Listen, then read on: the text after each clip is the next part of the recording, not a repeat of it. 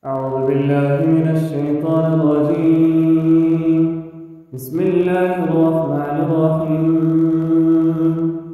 وإذ أخذنا ميثاق بني إسرائيل لا تعبدون إلا الله وبالوالدين إحسانا وذي القربى واليتامى والمساكين وقولوا للناس حسنا وأقيموا الصلاة وآتوا الزكاة ثم توليتم إلا قليلا منكم وأنتم معرضون.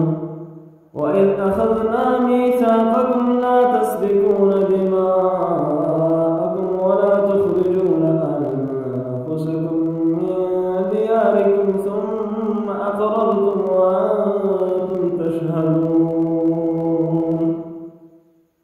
ثم أنتم هؤلاء تقتلون أنفسكم وتخرجون فريقا منكم من ديارهم تظاهرون عليهم بالإثم والعدوان وإن يأتوكم سارى تفادوهم وهو محرم عليكم إخراجهم أفتؤمنون ببعض الكتاب وتكفرون ببعض فما جزاء من يفعل ذلك منكم إلا خزي في الحياة الدنيا ويوم القيامة يردون إلى أشد العذاب وما الله بغافل عما تعملون.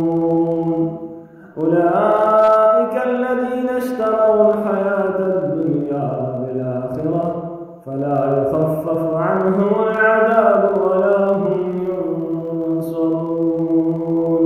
صدق الله